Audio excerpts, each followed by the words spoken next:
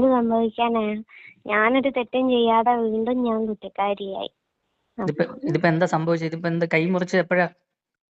ഞാന് അത് ശനിയാഴ്ച ഉണ്ടായിരുന്നല്ലോ. അയ്യോ, ശനിയാഴ്ച വൈകുന്നേരം ഞാൻ കൊറേ വീഡിയോ ചെയ്തിട്ട് കൊറേ വീഡിയോ നിരന്തരം പോസ്റ്റ് ചെയ്തു. ഞാൻ അങ്ങനെയല്ല ചെയ്ത്. ഞാൻ അറിയാവുന്ന ഒരുപാട് ആൾക്കാർക്ക് ഞാൻ ഈ ലിങ്ക് ഇങ്ങനെ അയച്ചു കൊടുത്തു. ആരെങ്കിലും ഒരാൾ തിരുത്തി പറയായിരിക്കും എന്ന് വിചാരിച്ച്. ആരും അത് പറയാൻ നിന്നില്ല. പിന്നെ എനിക്ക് വേറെ ഓപ്ഷൻ ഇല്ല. ഞാൻ ഇതിപ്പോ രണ്ടാമതാണ് ചെയ്യാത്ത തെറ്റിന് കുറ്റക്കാരിയാവുന്നത്. ഇതിനു മുമ്പേ ഹണി ട്രാപ്പ് ആയിരുന്നു. ഇതിപ്പോ ഇങ്ങനെ, ഇത് ഞാൻ അറിയ പോലും ചെയ്യാത്തൊരു കേസാണ്. പിന്നെ എനിക്ക് വേറെ ഓപ്ഷൻ ഇല്ല.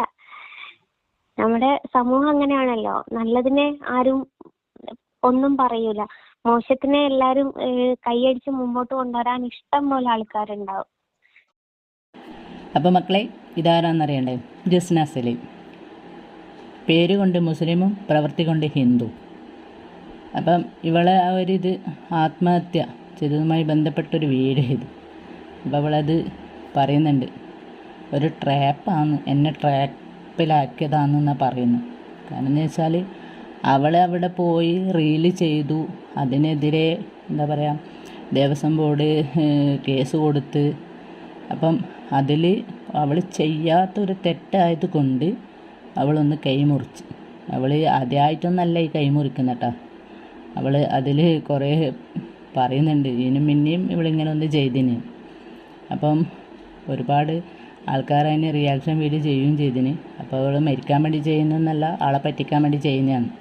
ഇപ്പം എനിക്കും അങ്ങനെ തന്നെ തോന്നിയത്. എന്ന് വെച്ചാൽ ഒന്നേ പറയാനുള്ളൂ, ഓൾക്ക് ഇപ്പം മുസ്ലിമായിട്ട് നടക്കാൻ ഇഷ്ടമില്ലാത്തത് കൊണ്ട് അവളത് ഹിന്ദു മതത്തിലേക്ക് പോയി. ഇതുമായിട്ട് ഇതിന് മുന്നേത്തെ ഒരു പ്രശ്നമായിട്ട് ബന്ധപ്പെട്ടതിന് ശേഷമാണ് അവൾ പറഞ്ഞത്, ഞാൻ തട്ടമൂരും പൊട്ടുകുത്തും എന്നൊക്കെ. അത് ചെയ്ത് കഴിഞ്ഞാൽ അതിൻ്റെ വഴിക്കാട് നിൽക്കേ വേണ്ടു.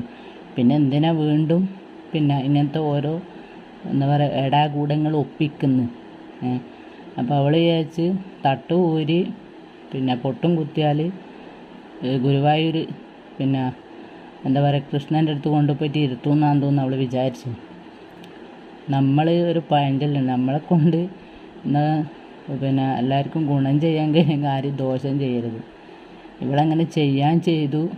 തട്ട ഊരി പൊട്ടും കുത്തിയിട്ടുണ്ടെങ്കിൽ അതിൻ്റെ വഴിക്ക് നിൽക്കുക. അപ്പോൾ ഇവൾ എടുത്തതെന്ന് വെച്ചാൽ അവിടെ ഗുരുവായൂർ അമ്പലത്തിൽ പോയിട്ട് റീല് ചെയ്തു എന്നാണ് പറയുന്നത്. പക്ഷെ അവൾ പറയുന്നത് ഞാൻ ചെയ്തിട്ടില്ല എന്ന്. പക്ഷേങ്കിൽ ഇവളൊരു വീഡിയോ നമ്മളും കാണാനിടയായിന്, അത് അവൾ ഡിലീറ്റ് ചെയ്ത് കാണും.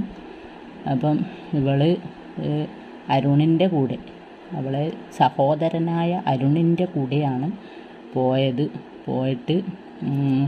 വീഡിയോ എടുത്തൊരു വീഡിയോ നമ്മൾക്ക് കണ്ടത്. ഷോർട്ടിലാണോ എന്ന് ചെറിയൊരു ഡൗട്ടുണ്ട്. ഇപ്പം ആ വീഡിയോ കാണാനേ ഇല്ല.